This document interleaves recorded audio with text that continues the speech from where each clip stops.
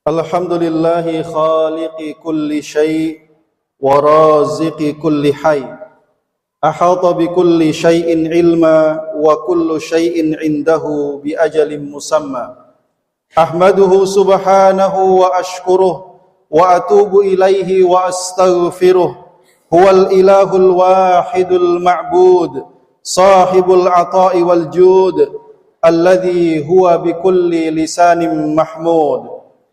Wa asyhadu an la ilaha illallah wahdahu la syarika lah wa asyhadu anna sayyidana wa nabiyyana Muhammadan abduhu wa rasuluh sahibul maqamil mahmud wal haudil mawrud. Allahumma salli wa sallim wa barik alaihi wa ala alihi wa ashabihi ar-ruk'is sujud wat tabi'ina wa man tabi'ahum bi ihsanin ila yaumil maw'ud. Amma ba'du faya ibadallah, usikum wa nafsi bitaqwallah, faqad fazal muttaqun. Wa laqad qala ta'ala, a'udzu billahi minasy syaithanir rajim. Bismillahirrahmanirrahim. Ya ayyuhalladzina amanu taqullaha wal tanzur nafsum ma qaddamat lighad. Wattaqullaha innallaha khabirum bima ta'malun. Shadaqallahul azim. Ma'asyiral muslimin, jamaah salat Jumat yang dimuliakan oleh Allah Subhanahu wa taala. Apabila kita membaca ayat-ayat Al-Qur'an, lalu kita menemukan ayat-ayat yang berbicara tentang penciptaan langit dan bumi serta alam semesta, maka kita akan mendapati bahwa Allah Subhanahu wa taala selalu mendahulukan langit daripada bumi. Allah selalu menyebutkan penciptaan langit, baru kemudian menyebutkan tentang bumi, lalu kemudian tentang alam semesta. Sebagaimana dalam Al-Quran surah Al-Baqarah ayat 117, Allah Subhanahu wa taala berfirman, A'udzu billahi minasyaitonir rajim. Badi'us samawati wal ard, wa idza qada amran fa innama yaqulu lahu kun fayakun. Dialah Allah sang pencipta langit dan bumi, dan bila dia berkehendak untuk menciptakan sesuatu, maka cukuplah dia hanya mengatakan kun, jadilah, maka lalu jadilah ia. Maka ini menunjukkan jamaah rahimakumullah betapa langit itu memiliki kedudukan yang sangat istimewa dan derajat yang tinggi di sisi Allah Subhanahu wa taala. Begitupun sehingga Allah menempatkan di langit itu makhluk-makhluknya yang mulia, yang senantiasa patuh kepadanya dan tidak pernah mendurhakainya, yaitu malaikat-malaikatnya. Oleh karena itu, ma'asyiral muslimin jamaah rahimakumullah, kemudian kita memahami, maka keberkahan atau anugerah yang Allah ciptakan pada langit adalah keberkahan yang sesungguhnya. Sebagaimana firman Allah Subhanahu wa taala, "Walau anna ahlal qura amanu wattaqau, la fatahna 'alaihim barakatim minas sama'i wal ard." Maka seandainya penduduk suatu negeri itu beriman dan bertakwa, maka pastilah kami akan melimpahkan kepada mereka keberkahan-keberkahan dari langit dan juga dari bumi. Ma'asyiral muslimin jamaah rahimakumullah, ini juga menunjukkan bahwa anugerah langit tidak ada batasnya dibandingkan dengan anugerah Allah yang ada di buminya. Bahkan keberkahan bumi itu sendiri bergantung kepada keberkahan yang Allah turunkan dari langit. Allah Subhanahu wa taala berfirman, "Wa nazzalna minas samaa'i maa'an mubaraka fa'ambatna bihi jannati wa habbal hasid wan nakhla basiqatil laha tal'un nadid." Dan kami telah menurunkan dari langit, kata Allah, yaitu air yang diberkahi. Maka dengan air tersebut kami tumbuhkan pepohonan yang rindang dan biji-biji yang dapat dipanen. Untuk apa Allah turunkan air dari langit yang membawa keberkahan di bumi itu? Allah mengatakan rizqal lil ibad, agar kemudian air itu menjadi rizki bagi hamba-hamba Allah yang tinggal di bumi. Wa ahyaina bihi baldatan maita, dan dengan air itulah kami menghidupkan bumi yang tadinya mati atau tandus. Kadzalikal khuruj, dan seperti itulah terjadinya kebangkitan.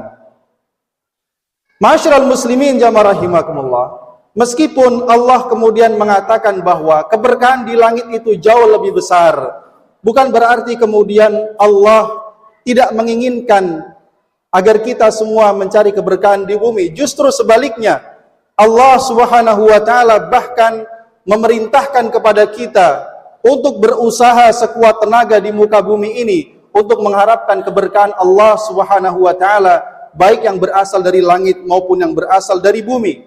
Firman Allah Subhanahu wa taala, "Huwallazi ja'ala lakumul arda dzalula famshu fi manakibiha wa kulu mir rizqihi wa ilaihin nusyur."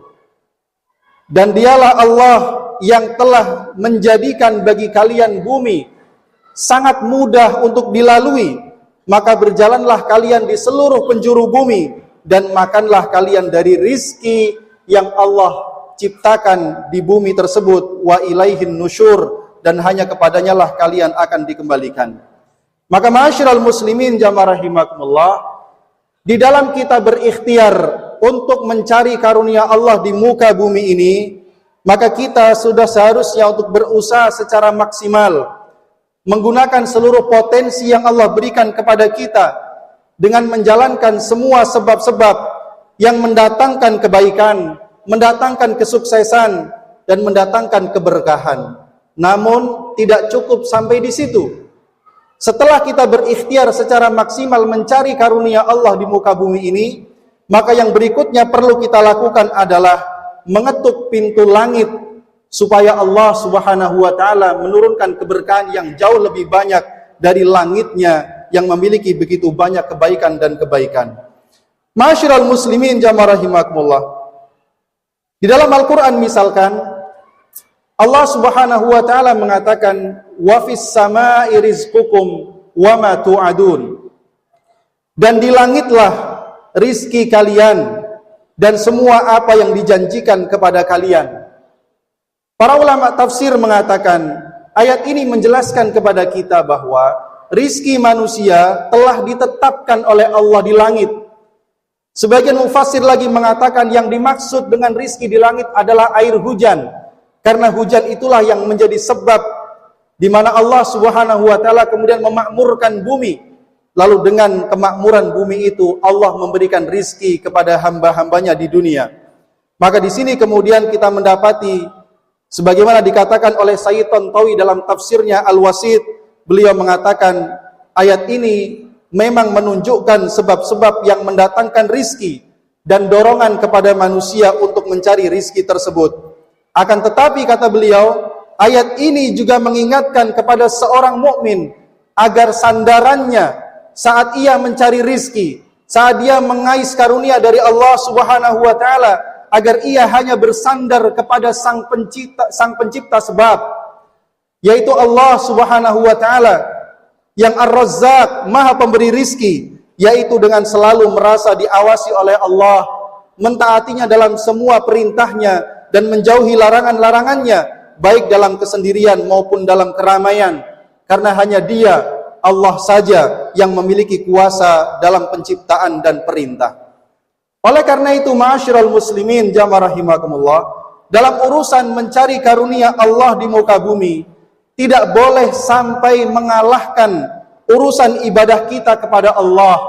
Karena ibadah kita kepada Allah pada hakikatnya adalah bentuk ikhtiar mengetuk pintu langit Allah Subhanahu wa taala.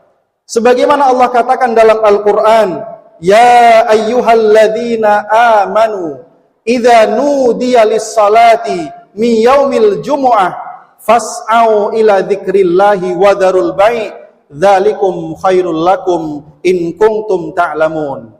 Sangat jelas dalam ayat ini Allah mengatakan, wahai orang-orang yang beriman, apabila telah dipanggil kalian untuk melakukan salat yang wajib, di antara salat yang wajib itu adalah salat Jumat, maka bersegeralah kalian memenuhi panggilan Allah Subhanahu wa taala dan tinggalkanlah seluruh pekerjaan duniawi kalian, tinggalkanlah jual beli. Dzalikum khairul lakum, Sikap yang seperti demikian adalah lebih baik bagi kalian apabila kalian mengerti dan memahami. Ma'asyiral muslimin jamaah rahimakumullah. Lalu kemudian di ayat berikutnya Allah Subhanahu wa taala menuntun kita bagaimana cara kita untuk mengais rizki, bagaimana cara kita untuk mencari karunia-karunia Allah di muka bumi. Tentu setelah kita mengerjakan kewajiban kita beribadah kepada Allah Subhanahu wa taala.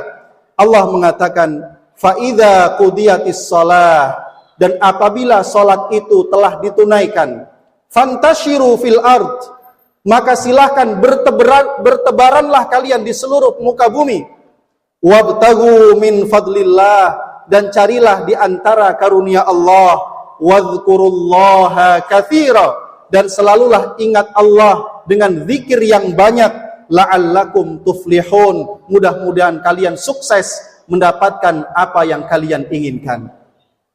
Ma'asyiral muslimin jamaah rahimakumullah, karenanya sangat aneh jika ada orang yang berusaha sekuat tenaga untuk mendapatkan cita-citanya di muka bumi, mendapatkan harta kekayaan, meraih pangkat dan jabatan, meraih ketenaran, dan apapun yang mereka inginkan di muka bumi. Mereka berusaha sangat keras. Mereka memeras keringat, banting tulang. Mereka mengerahkan seluruh potensinya. Siang menjadi malam, malam menjadi siang. Mereka mengeluarkan modal sebesar-besarnya untuk meraihnya. Kalau itu semua tidak diiringi dengan sikap mengetuk pintu langit, apalagi sampai mengabaikan kewajibannya kepada Allah Subhanahu wa taala, maka keberkahan siapa yang ia cari? Maka karunia siapa yang dia inginkan? Kalaupun dia mendapatkan apa yang dia inginkan, harta, kekayaan, pangkat dan jabatan, ilmu, pengetahuan dan ataupun lainnya yang mereka inginkan, tentu semua itu pastilah kosong daripada keberkahan dari Allah Subhanahu wa taala. Ma'asyiral muslimin jamaah rahimakumullah. Karena itu kita menyadari bahwa antara ikhtiar yang maksimal dengan mengetuk pintu langit dan bersandar kepada Allah Subhanahu wa taala serta bertawakal kepadanya adalah dua sisi mata uang yang tidak mungkin dipisahkan. Tunaikan kewajiban kita kepada Allah, maka Allah pun akan memenuhi hajat kebutuhan kita serta menurunkan karunia-karunia dan keberkahan-keberkahannya baik dari langit ataupun mengeluarkan keberkahan dari bumi yang dia ciptakan. Ma'asyiral muslimin jamaah rahimakumullah. Karena itu, marilah kita senantiasa perkuat hubungan kita dengan langit, terutama dengan solat-solat kita. Karena solat itulah merupakan ikatan yang paling kuat yang menghubungkan seorang hamba dengan Allah yang telah menciptakan dan mengurus seluruh urusannya di muka bumi.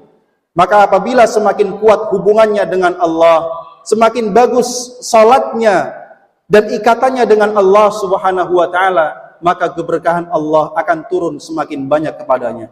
Mudah-mudahan Allah Subhanahu wa taala senantiasa mengkaruniakan kepada kita keistiqomahan, ketaatan serta konsisten di atas kebaikan. Semoga Allah senantiasa memberikan hidayah kepada kita pada jalan yang lurus dan tidak mematikan kita semua kecuali dengan kematian yang husnul khatimah. Amin ya rabbal alamin.